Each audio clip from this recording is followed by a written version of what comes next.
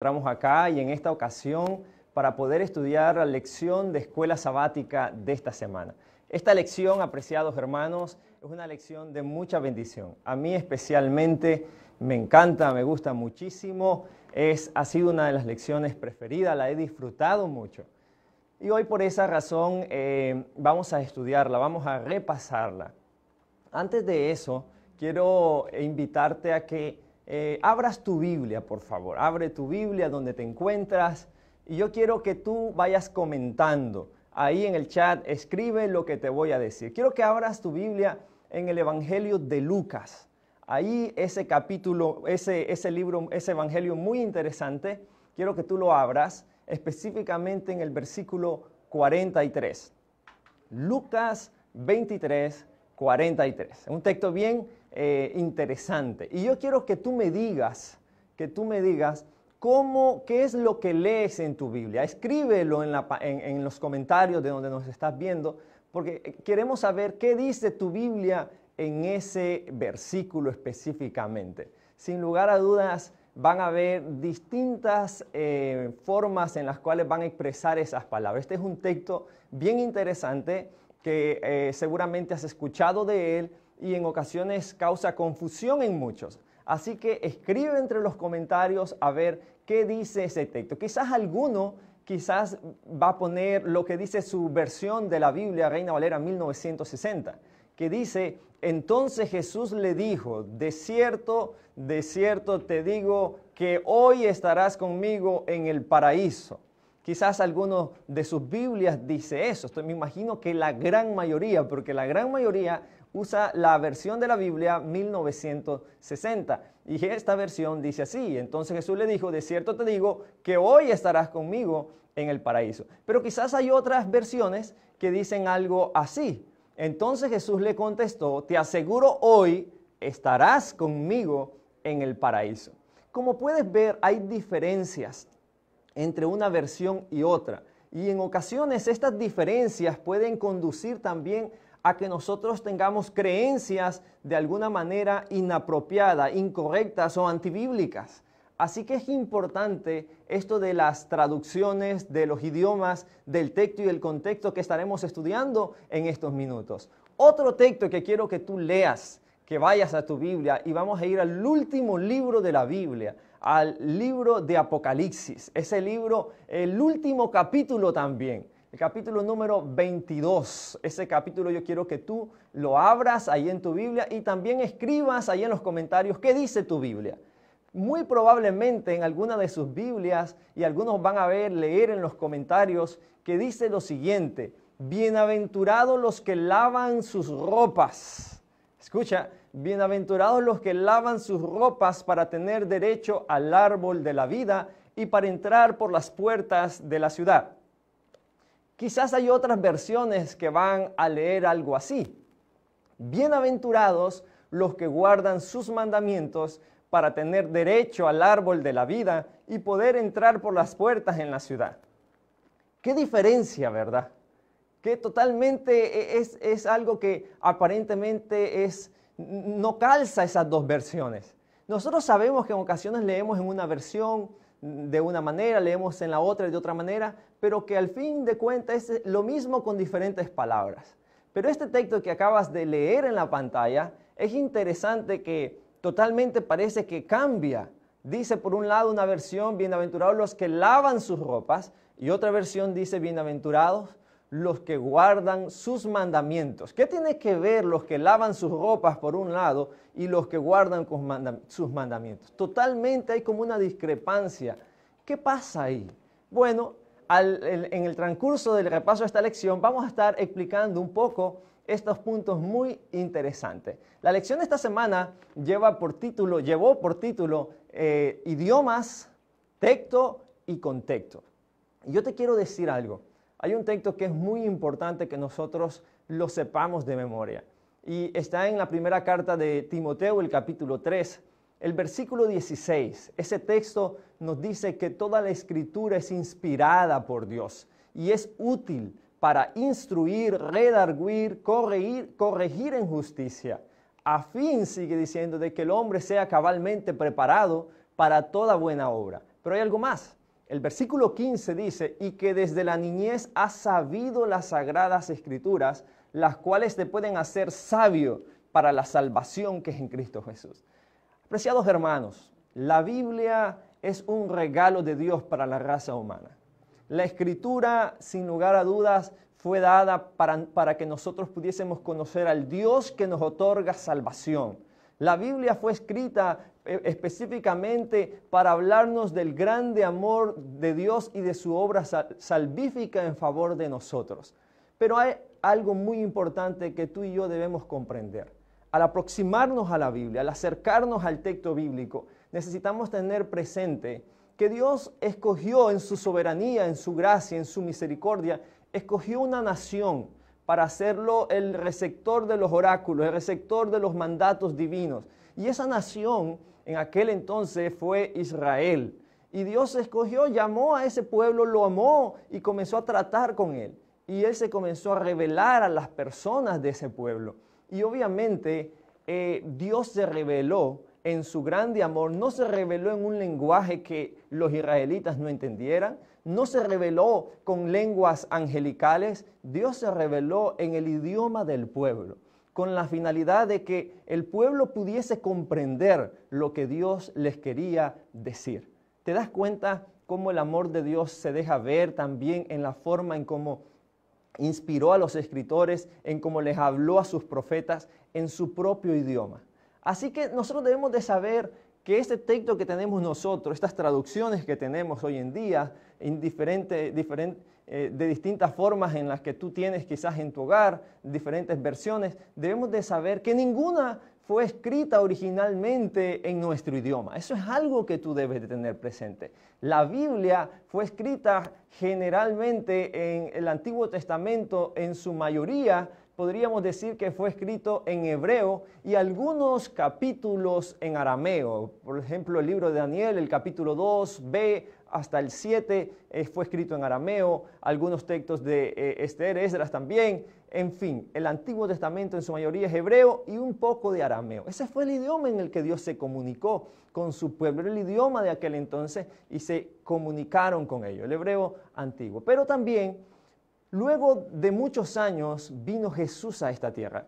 Y cuando Jesús vino acá, Él se relacionó, Él anduvo en este mundo. Pero cuando Jesús nació bajo un imperio llamado Roma. Roma gobernaba, los césares, los emperadores, Pilato era puesto por los romanos, los césares, cada uno de ellos, el imperio que dominaba era Roma. Pero el imperio que había estado antes de Roma era Grecia. Y Grecia, desde el año 331 a.C., se desplegó y creció en todas las áreas, culturalmente, por todos lados. La influencia griega fue abundante y abarcante. De tal forma que aunque Roma conquistó política y militarmente a Grecia, se dice que Grecia conquistó culturalmente a Roma, porque el idioma más conocido de esa época era el griego. Y precisamente los apóstoles, cuando comenzaron a predicar, y la gran mayoría de cartas fueron escritas en griego. Y no en el griego clásico de las grandes historias como la de Homero, la Ilíada, sino que en griego koiné. Y griego koiné significa común, era el griego común, el del pueblo, el que todo el mundo entendía. Una vez más, vemos a Dios mostrando su amor, queriendo comunicarse con su pueblo en el idioma común de la población. Y fue por eso que la gran mayoría de personas en todo el mundo antiguo conocido, en esos tiempos, conocía el idioma griego y las Biblias y las Escrituras fueron traducidas, fueron escritas generalmente todo el Nuevo Testamento en griego. Y eso tú lo debes de tener presente, porque es importante saber que cuando se habla de idiomas, muchas veces es probable que el idioma, una palabra en cierto idioma, es difícil traducirla en otro y encontrar exactamente el significado que debería de tener. La lección de esta semana mencionaba, por ejemplo, la palabra chesed. Chesed es una palabra bien interesante. Cuando tú miras ahí en lo que te estoy mostrando, te vas a dar cuenta que tiene un sinnúmero de significados. Muchas veces o generalmente se le traduce como misericordia, pero no solamente se traduce como misericordia, es una de las palabras más ricas en significado. Acá vemos que se traduce como bondad, se traduce como benevolencia, como favor, favores, clemencia, merced, se traduce también como plegaria. Son muchas las connotaciones, los significados que tiene la palabra chesed, porque son ricos. Entonces, a la hora de traducir, quizás nosotros solamente vemos misericordia, pero quizás está tratando de transmitir algo más que misericordia. Y tú y yo necesitamos saber eso, comprender de que la Biblia no fue escrita en nuestro idioma, por lo tanto pueden haber palabras que quieren darnos un significado más profundo de lo que nosotros estamos leyendo superficialmente. Otra palabra que menciona la lección de esta semana es la palabra shalom. Y shalom generalmente todo el mundo sabe que significa paz. Pero en ocasiones hay gente que te dice, saludos, shalom. Y uno como que dice paz, pero nosotros como con nuestra mente occidental asociamos la paz al sentimiento, a lo que sentimos. Y tal vez uno dice, pero si yo estoy en paz, ¿para qué me está diciendo shalom? Pero es que la palabra shalom tiene varios significados también. Ahí te los pongo en la pantalla. Dice, se traduce como paz, se traduce como bien, se traduce como pacífico, pacíficamente, como están bien, prosperidad, en completa paz, también en forma de pregunta. Yo te puedo decir, shalom, hermano, y te estoy diciendo, ¿estás bien, hermano? No te estoy diciendo, ten paz, hermano, no. Te estoy diciendo, ¿estás bien, hermano? Shalom. Entonces, debemos de entender de que hay palabras en que la Biblia fueron escritas que tienen diversas connotaciones. Te pongo otra más, muy interesante. Esta no la mencionaba la lección, pero es importante que tú la sepas también, pues algo que nosotros de alguna manera somos parte de eso, es parte de nuestra naturaleza. Y me refiero a la palabra pecado. Tú en la Biblia generalmente solo lees que fulano pecó contra Jehová, y Manasés pecó contra Jehová, y Jeroboam pecó contra Jehová. Pero si tú pudieses leer los escritos en los que fue originalmente, la lengua en la que originalmente fue escrita la escritura, te vas a dar cuenta que hay muchas palabras para pecado y cada una de ellas tiene significados distintos. Por ejemplo, todas esas son algunas de las palabras para pecado. Jatá, jatá, won, jeté, pesá, dagá, asán, asma, dagá, jatá. Todas esas son palabras para pecado y significan cosas diferentes. Así que es importante que tú logres comprender eso. Hay veces nosotros definimos como pecado la definición que nosotros decimos más fácil. Decimos pecado, según 1 Juan 3:4, es transgredir la ley de Dios. Y creemos que eso es simplemente pecado, ya, transgredir los 10 mandamientos. Pero va más allá, apreciado hermano, va más allá. Pecado significa muchas cosas. Y te voy a escoger 2 palabras de esas que tengo ahí en la pantalla para que veas lo que significan esas palabras. Voy a escoger la primera, que es jatá, y la tercera, que es awón. Así que mira lo que dice de jatá. Jatá significa pecado, pecados, expiación, expiaciones, ofrenda, significa el pecado está, cuando le habla a Caín, el pecado está a la puerta, ¿verdad? Pecador, expiatorio. Todos esos son significados de la palabra jatá. Pero cuando voy a awón, me doy cuenta que significa maldad, maldades, castigo, delito, la maldad del amorreo. Lo que usa es el awón. Iniquidad también. Entonces son palabras que tienen un marco profundo, un campo profundo de significado. Y tú y yo como estudiosos de la Biblia necesitamos saber eso. Muchas veces nosotros decimos, no, es que aquí dice, en la Biblia dice. Sí, pero debes de profundizar un poco más para tener presente qué es lo que la palabra de Dios te está diciendo. Así que es importante que conozcas, número 1, que la Biblia no fue escrita en nuestro idioma. Fue escrito en un idioma diferente y que lo que nosotros tenemos son traducciones y son muy fiables, dicho sea de paso, pero es importante que si tú quieres enriquecerte más, puedas profundizar un poco más, ¿ok? Eso es lo primero que la lección de esta semana quiso enfatizar, el uso de los idiomas. Otro punto importante tiene que ver con el texto. El texto. ¿Qué pasa con el texto? Mira, nosotros en español, cuando queremos resaltar algo, y no sé cuántos de ustedes han hecho una carta, Y cuando hacen la carta, de repente, o están escribiendo ahí en el celular, chateando, ahora el WhatsApp te da la opción esa también, y tú quieres resaltar algo. Entonces nosotros tenemos muchas formas para resaltar, para dar énfasis. Y una de las formas es, por ejemplo, como lo aparece ahí en la pantalla, la cursiva. Hay veces usamos cursiva para decir, eso es lo que yo quiero resaltar. También utilizamos negrita. Si yo quiero resaltar una palabra, entonces generalmente lo pongo en negrita. También otros ocupan el subrayado, subrayan estas palabras. Tú estás leyendo y entonces tú miras algo que subrayó y tú dices, mira, lo subrayó. Eso quiere decir que es importante. Tú vas a la universidad, estás en la escuela y miras que el profesor pone una diapositiva y subraya una palabra. Tú dices, esa palabra me viene en el examen. ¿Por qué? Porque está subrayada, aquí él está dando un énfasis y yo me doy cuenta de eso sin necesidad que el profesor me diga. Yo veo que está en negrita, que está en subrayo, yo digo, hay algo importante, mejor lo anoto.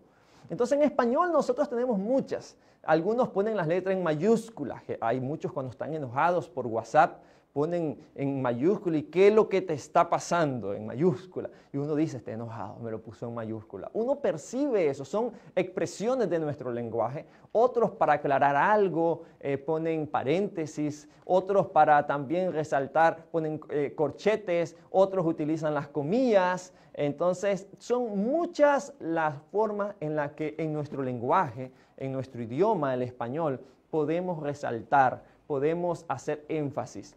Pero ahora yo te quiero hacer una pregunta. ¿Cómo crees tú que los hebreos resaltaban y daban énfasis a las palabras, a lo que ellos deseaban decir? ¿De qué manera? Tú mira la pantalla ahí, mira, ese es uno de los manuscritos, el Leningrad, y ese es uno de los manuscritos, ¿a dónde? ¿Cómo iban? No vemos subrayados, no vemos nada ahí. Seguramente, y yo te sombreé y te puse los versículos, ese es todo Génesis capítulo 1, pero mira este otro, te quité los versículos, ahí tú no sabes nada, tú no sabes dónde está un versículo, dónde está el otro. Dicho sea de paso, la Biblia no contenía ni capítulos ni versículos, era así como tú lo estás viendo en pantalla, el Antiguo Testamento claramente se miraba así. La pregunta es entonces, ¿cómo harían esta gente para resaltar una palabra, para resaltar un énfasis? ¿Cómo hacían esta gente para decir, esto es importante lo que te estoy diciendo? Hoy nosotros ponemos en mayúscula, negritas, como decía anteriormente, pero estos escritores, ¿de qué forma? Ten presente que era un tiempo donde no abundaba la tinta, donde no abundaba el papel, donde muy probablemente era escaso, así que el material era muy poco y reducido, era la palabra que estaba buscando. Y de alguna manera nosotros necesitamos saber cómo hacía esta gente. Mira que en una hoja hacían 3 columnas y así escribían.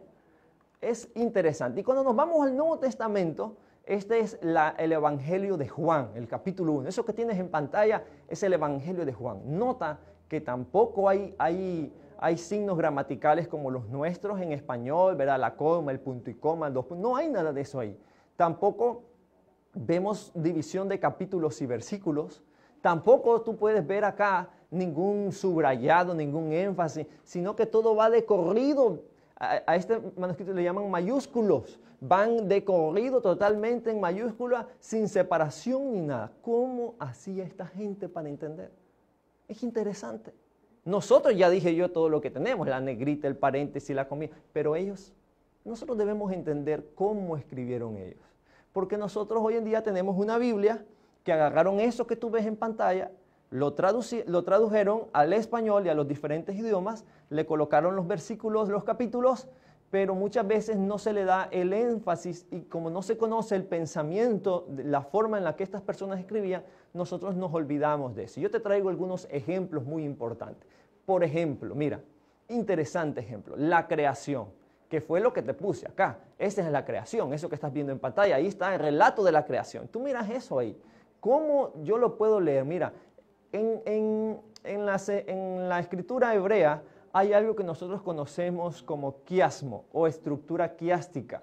Y eso de quiasmo es importante saber cómo escribían. Por ejemplo, cuando tú vas al libro de Génesis, el capítulo 1, te vas a dar cuenta que en el primer día Dios hizo la luz, el día y la noche. Así dice, lee Génesis capítulo 1, los primeros versículos, te vas a dar cuenta que eso es lo que se leyó. En el segundo día dice que Él hizo los cielos.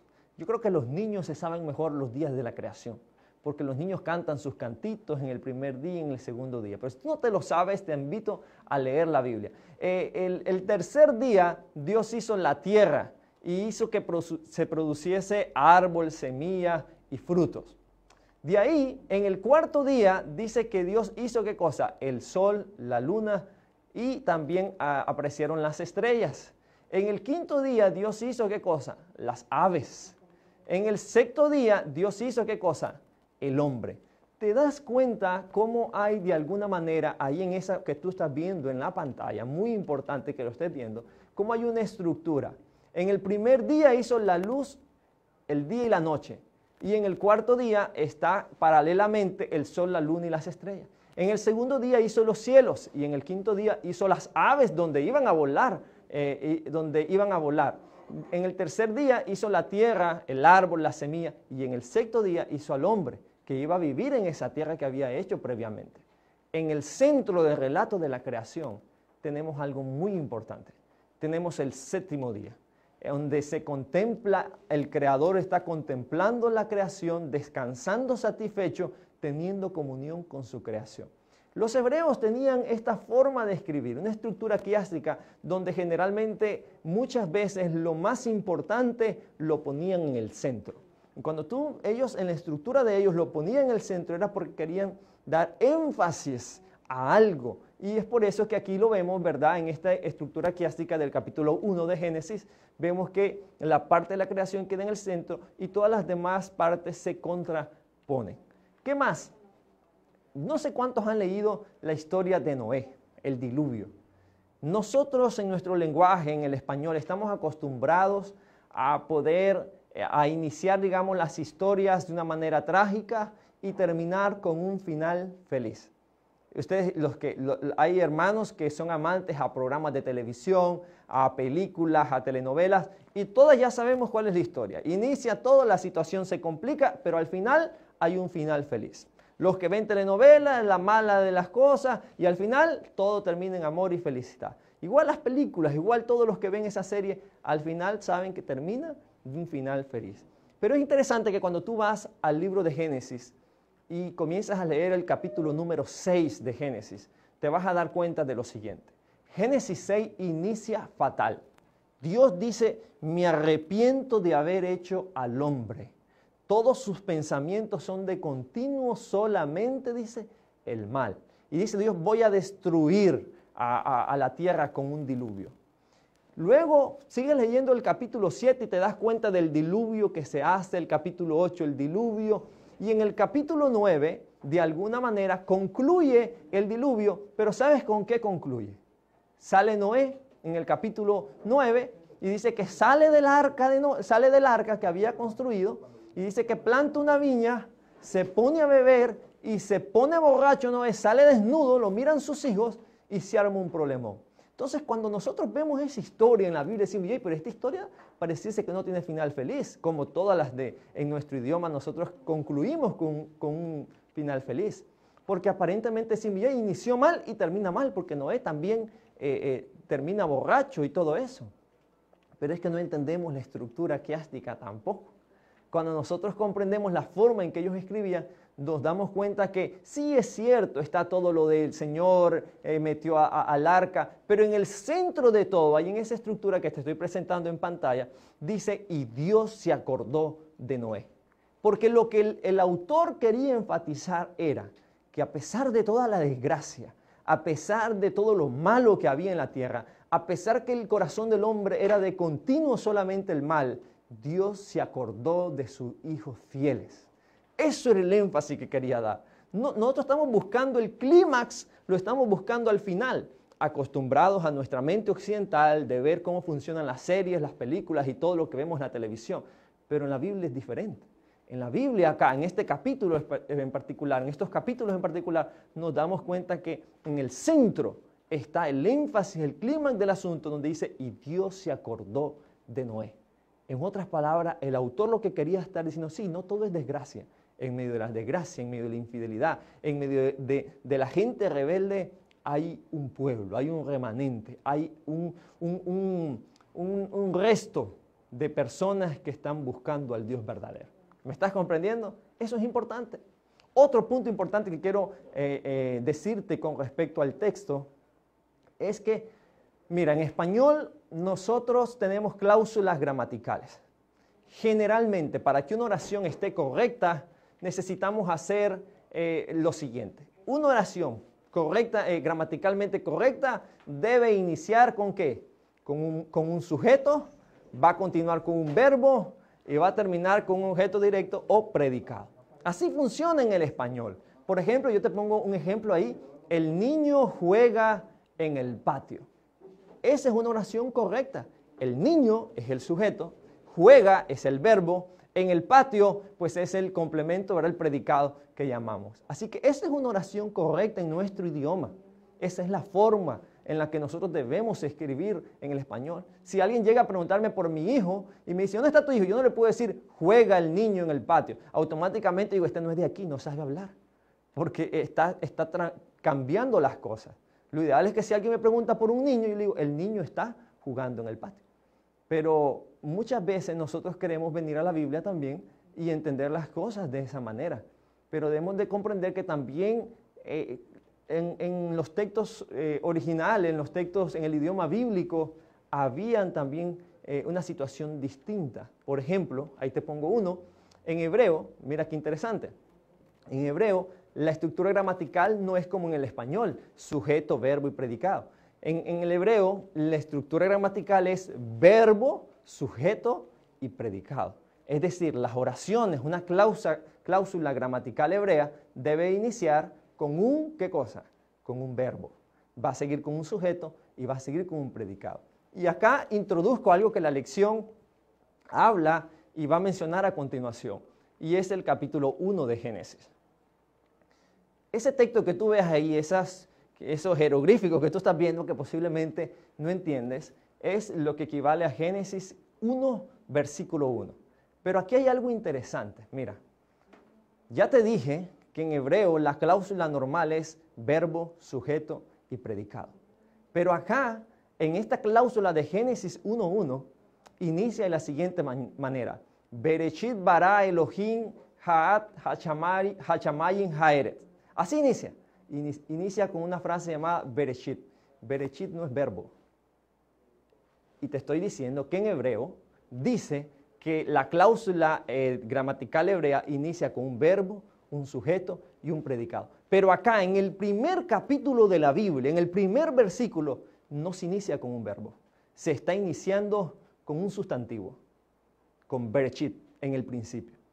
Eso hacía que de alguna manera los que leían las escrituras en aquel entonces comprendieran que el autor está dando un énfasis. Al cambiar las palabras, las personas entendían que hay un énfasis que quiere dar el autor en eso que está escribiendo. Cambió la cláusula de tal forma como que está llamando la atención. En este caso, en el versículo 1, está llamando la atención al principio. Él quiere resaltar eso que dice en el principio, Bereshit. Eso es lo que quiere resaltar. En otras palabras, lo que nos quiere estar diciendo, mira, aquí lo más importante es que hubo un principio. Que nada de lo que vemos hubiese existido si no hubiera existido un principio. Que todo inició, todo lo que vemos inició con un principio. Y ese principio, el originador de eso, es Dios, Elohim. Eso es lo que nos está tratando de decir.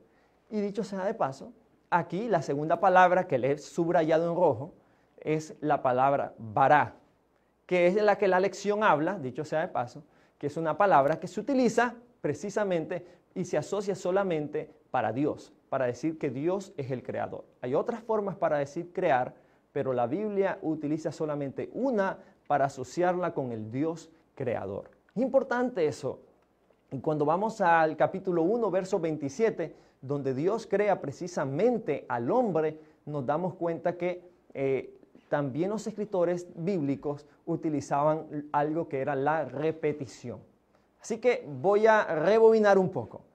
Número 1, algunos para intensificar la forma de hacer énfasis en las palabras, en las oraciones, utilizaban estructuras quiásticas, los ponían en el centro. Otros cambiaban el orden de las palabras, en lugar de ir verbo, sujeto y predicado, iban sujeto, verbo y predicado. Y otros hacen repetición de las palabras en una misma oración. Y la lección de esta semana te ponía el ejemplo de Bará, por ejemplo, Génesis 1:27, tú ves que dice, y creó Dios, primera vez que sale, creó, Bará, ahí te lo sombría en amarillo también. Y dice, creó Dios al hombre a su imagen, a imagen de Dios los creó de nuevo, número 2.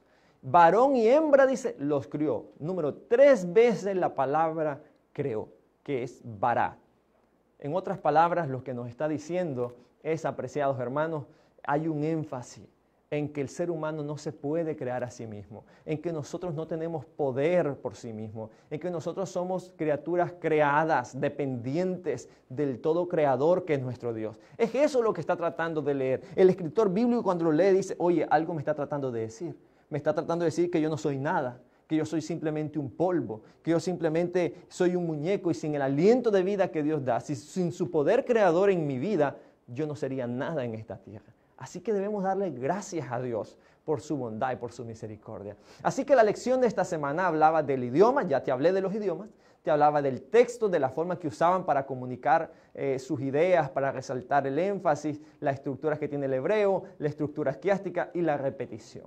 Y número 3, y última, también la Biblia hablaba del contexto. Tú y yo necesitamos tener bien claro el contexto el contexto en el cual fueron escritas ciertas palabras de la Biblia. Nosotros tenemos que tener presente lo siguiente. El contexto, hay un contexto inmediato. ¿Cuál es el contexto inmediato? El que está ahí alrededor del pasaje. Yo encontré un texto bíblico, lo miré, lo estudié, pero me doy cuenta que leo los versículos anteriores, los versículos posteriores, y me doy cuenta que ahí se me explica más lo que quiso decir ahí.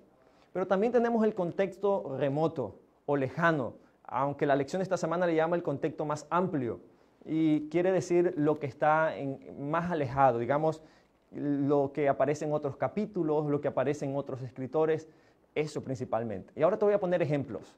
Y también debemos tener el contexto general de la Biblia. Debemos tener presente esos 3 contextos a la hora de interpretar un texto bíblico. Y ahora vuelvo a lo que te presenté al principio, y con esto voy terminando. Lucas 23:43. Ese era el texto que tú leíste, que decía, entonces Jesús le dijo, de cierto te digo que hoy estarás conmigo en el paraíso. Yo leo ese texto y yo digo, quiere decir que entonces cuando uno muere se va para el cielo. Y entonces tú miras eso y dices, ¿será así? ¿Será no? Entonces, lo primero que yo debo de hacer es lo que te enseñé ya, ir al contexto inmediato. Cuando yo voy al contexto inmediato, serían los versículos que están antes. Y entonces, cuando yo voy a ese contexto que está antes, me doy cuenta que el contexto inmediato me dice que eso fue pronunciado en ocasión de la crucifixión de Jesús. Jesús está muriendo, lo están insultando, si eres el Hijo de Dios, bájate de ahí arriba, sálvanos a nosotros. Él está por morir, está ahí, pero de repente el otro ladrón, algunos le llaman el buen ladrón, aunque no hay buen ladrón, pero algunos le llaman el buen ladrón, que está a uno de sus extremos, lo voltea a ver y le dice, escucha las palabras. Yo leo el contexto inmediato y me doy cuenta que la petición del ladrón es la siguiente. Le dice claramente, Jesús le dice, acuérdate de mí cuando vengas en tu reino. ¿Qué le dice el ladrón? Acuérdate de mí cuando vengas en tu reino. Nota que el ladrón no cree, no tiene idea de que cuando uno muere va para el cielo. El ladrón no piensa así. Porque si el ladrón pensara así, el ladrón le hubiera dicho, Señor, ahora que muramos, llévame para allá contigo. Pero el ladrón no le dice eso. El contexto inmediato me dice, no, el ladrón le está diciendo, acuérdate de mí cuando vengas en tu reino. En otras palabras, la creencia de esa época decía y les hacía ver de que de alguna manera cuando se morían no iban para ningún lado, sino que hasta que Cristo viniera iba a haber una resurrección. Eso es importante. Así que el contexto inmediato me dice esta frase que dice ahí, entonces Jesús le dijo, de cierto te digo que hoy estarás conmigo en el paraíso, está un poco rara. Hay que estudiarla más. ¿Qué más? El contexto remoto. me voy a otros pasajes de la Biblia que hablan de lo mismo, y en este caso me voy a Juan capítulo 20, versículo 17, cuando Jesús resucita, aquel primer día de la semana, 2 días después de que murió él y el ladrón en la cruz, llega y Jesús le dice, no me toques. Llega María Magdalena donde Jesús, le dice Jesús, no me toques porque aún no he subido a mi Padre, no he subido a mi Padre, le dice. En otras palabras, Jesús no subió al cielo entonces cuando murió. Cuando María Magdalena lo quiere abrazar en el primer día de la semana, Jesús dice, no lo hagas porque aún no he subido a mi Padre. Entonces, Jesús no pudo haberle dicho a aquel ladrón en la cruz, estarás conmigo hoy en el paraíso, porque Jesús no fue al paraíso ese día. El contexto remoto, el contexto más amplio, me deja entrever claramente de que de alguna manera Jesús no subió al paraíso. Así que el contexto más amplio, el contexto remoto, me hace ver de que no puede ser esa la traducción correcta, el enfoque que yo le dé. Eso de que Jesús le dijo, de cierto te digo, que hoy estarás conmigo en el paraíso, no puede ser. Y cuando voy al contexto general de la Biblia, me doy cuenta que en la Biblia se me enseña, en los diferentes libros, que los muertos nada saben. Eclesiastés 9:5 dice, los muertos nada saben. Los vivos saben que han de morir, pero los muertos nada saben. Cuando veo la muerte de Lázaro, me doy cuenta que Lázaro no se fue para el paraíso, que Lázaro dice que lo resucitó y decía Jesús, nuestro amigo Lázaro duerme. El hijo de la viuda de Naín también Jesús lo resucitó y no cuenta que anduvo en el paraíso tampoco. Entonces, todo el contexto inmediato, el contexto más amplio o remoto y el contexto general de la Biblia me dice que ese texto de que Jesús le dijo, de cierto te digo, que hoy estarás conmigo en el paraíso, no es la mejor traducción posible. Y es por eso que nosotros debemos de saber que obviamente Jesús lo que quiso decir en esa ocasión, como lo traducen otras versiones de la Biblia, que lo traducen de una manera correcta, dice, entonces Jesús le contestó, te aseguro hoy, o de cierto te digo hoy, estarás conmigo en el paraíso. ¿Me estás comprendiendo? ¿Te estás dando cuenta cómo se pueden cambiar las cosas y se pueden malinterpretar? Lo que Jesús le aseguró al hombre es que estaría con él en el paraíso. No que en ese día iba a estar en el paraíso, sino que hoy te estoy diciendo, ladrón, hoy te estoy diciendo que estarás conmigo en el paraíso. Hermanos queridos, necesitamos estudiar más la Biblia. Necesitamos comprender más lo que ella nos quiere decir. Necesitamos ir a los idiomas también originales y darnos cuenta que de alguna manera la Biblia no deja parte para decir que está hablando de un énfasis en el cual el ladrón iba para el cielo en ese mismo día. No, la Biblia nos está diciendo que claramente en ese día Jesús le decía, estarás conmigo en el paraíso. Ahora, lo último. Apocalipsis, que era el otro texto que te había puesto al principio, había una discrepancia. Algunas versiones dicen, bienaventurados los que lavan sus ropas, y otras versiones dicen, bienaventurados los que guardan sus mandamientos. Yo quiero que tú tengas presente algo, apreciado hermano. Nosotros como seres humanos somos imperfectos y cometemos errores. Nosotros como seres humanos somos finitos. Y yo no te puedo recomendar, quizás a algunos les gusta decir, pastor, ¿cuál es la mejor versión de la Biblia? Ninguna versión es perfecta. Todas tienen sus debilidades y todas tienen su fortaleza. Lo más importante de todo es que el mensaje de salvación está disponible y lo podemos encontrar en cualquiera de ellas. Así que quiero decirte algo. Como te decía, no somos perfectos y tenemos algunas dificultades. En la Biblia encontramos algunos errores de vista y también errores de oído. Cuando las personas, los escritores de la Biblia no siempre escribieron ellos, a veces tenían escribas y él iba hablando y el otro iba copiando, y si yo escuché mal una palabra, puede que haya escrito otra. Una palabra parecida pudo haber ocasionado confusión, y eso precisamente es lo que ocurrió acá. Mira acá, tú no sabes griego probablemente, pero ahí vas a ver qué parecidas son las letras que están en amarillo en la pantalla. Quiero que tú veas, tal vez ponen ahí la pantalla en amarillo, esas letras son muy parecidas. Mira, la primera letra que ves ahí en amarillo, en el tercer párrafo, dice plunontes. Y plunontes se traduce como lavar, y por eso es que muchos dicen bienaventurados. Macaroi, hoy, plunontes, bienaventurados los que lavan.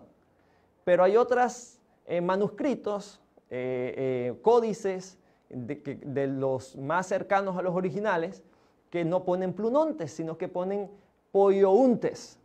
Y tú miras las palabras ahí, aunque tú no sabes griego, pero tú miras las palabras y ves que se parecen bastante. Plunontes, pollountes, es como parecido. Y luego la otra parte, tas, estolás, significa vestido, ropa, estola, vestido. Y mandamiento dice entolás.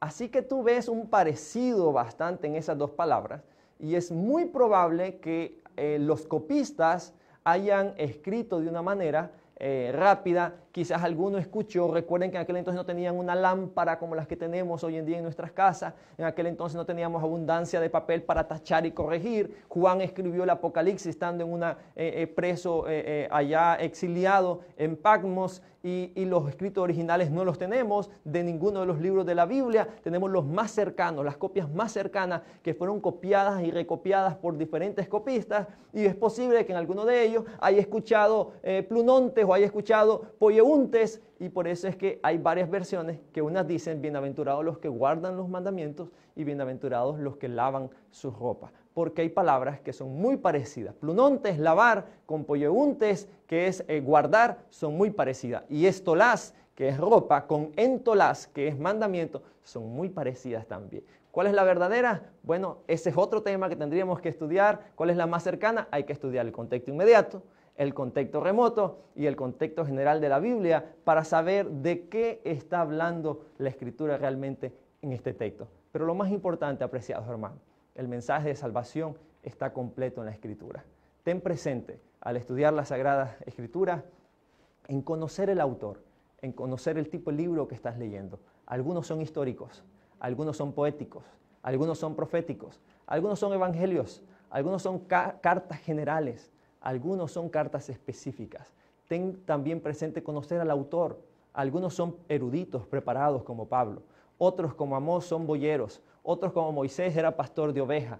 Hay diferentes autores. Cada quien tiene su forma peculiar de hablar y en dependencia de lo que ellos eran, también de esa forma escribían algunas cosas.